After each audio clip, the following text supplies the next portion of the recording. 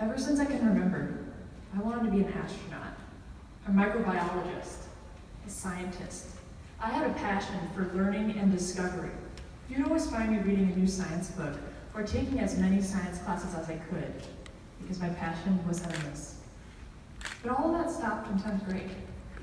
I was taking advanced placement biology, and no matter how hard I tried, no matter how hard I studied, I failed almost every single test. I had done well in school up until this moment, but something had changed. Something was not right. I wasn't able to be the person I thought I was. So I went and I saw a psychologist, and she said, "You have dyslexia."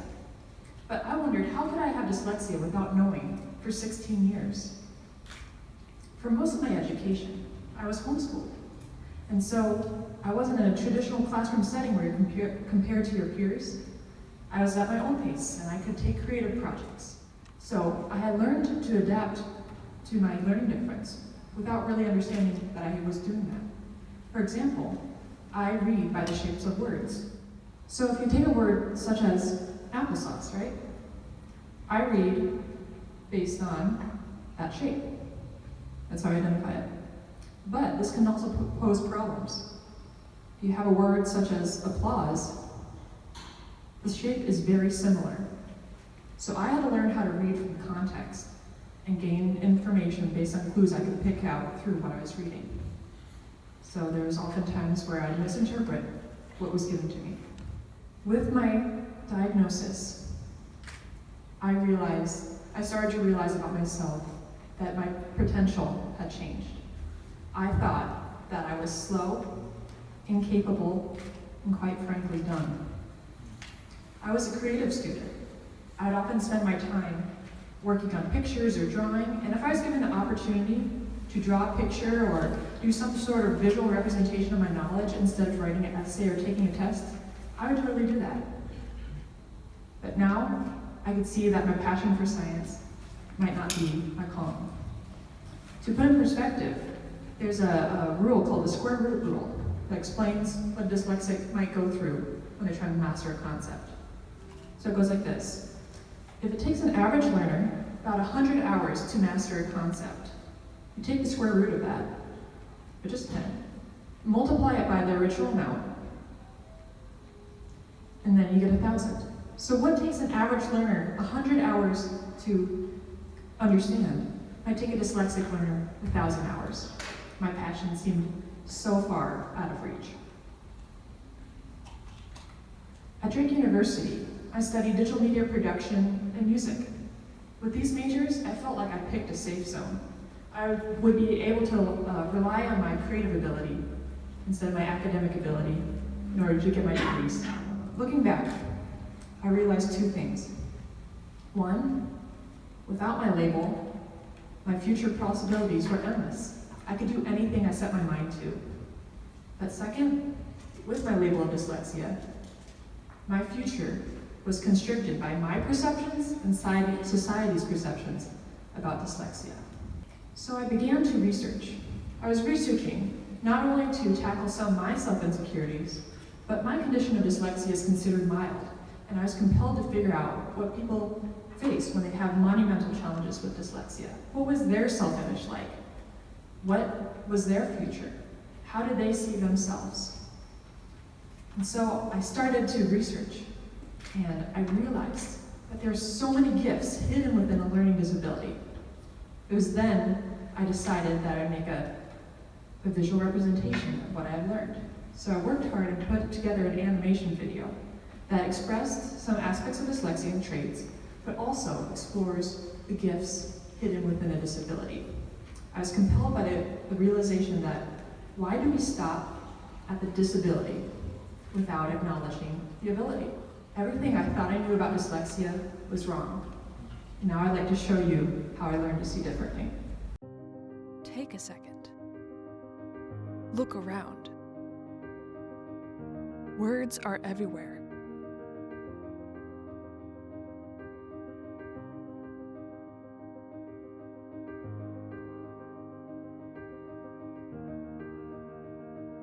What if you couldn't read them?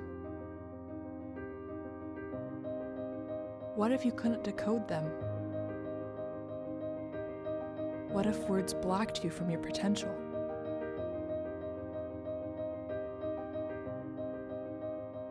What if you're misunderstood?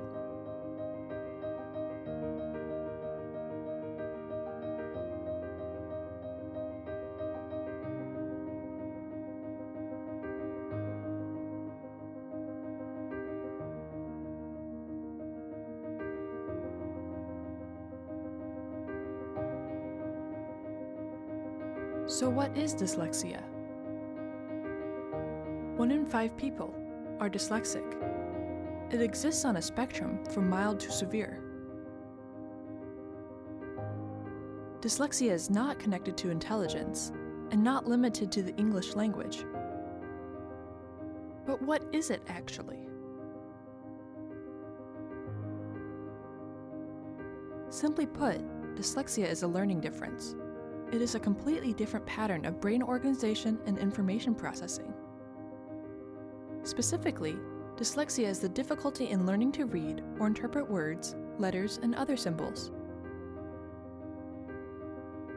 Reading is a multi-step process, requiring the ability to connect letters, graphemes, with speech sounds, phonemes.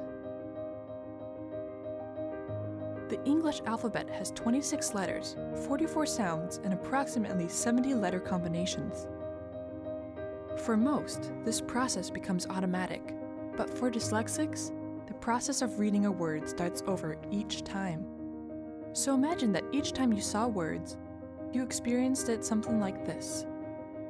What's happening is not a visual problem, but is your brain trying to decode the words. It is frustrating, difficult, and slow. In a uniform learning environment, dyslexics are put at a significant disadvantage. But this learning difference can also be an advantage. The paradigm shifts from the construct of a normal brain to the concept of neurodiversity, embracing the differences and seeing the strengths. Neurodiversity is an empowerment of differences. It considers both gifts and challenges, and the idea that diversity can be positive in and of itself. Dyslexic gifts lie in strong pattern recognition, 3D spatial reasoning,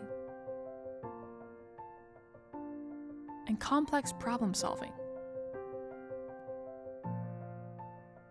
These skills result in highly detailed visual processing, giving dyslexics the ability to see the big picture, the ability to manipulate elements, and the ability to unlock connections, forming a virtual 3D environment in their mind.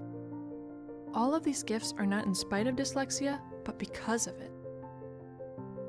So why do we stop at the disability without acknowledging the ability?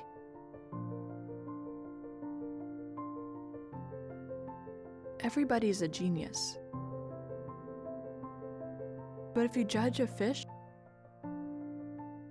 by its ability to climb a tree, it will live its whole life believing that it is stupid.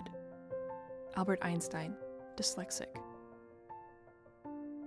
Take the strengths that come with the challenges and unlock the hidden potential.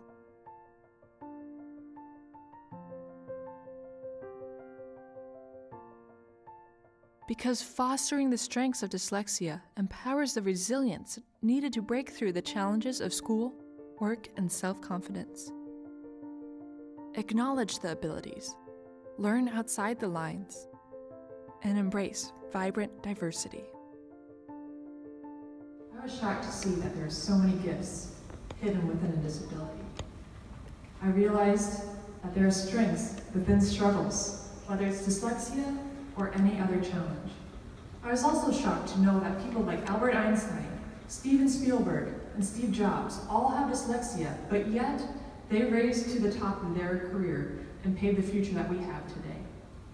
I was also shocked to learn that 50% of NASA's employees are dyslexic, and they actually seek after these people because of their innate problem-solving skills and their spatial awareness. Even though I may not become a scientist, I now know that by unlocking my potential, by embracing vibrant diversity, my future is endless.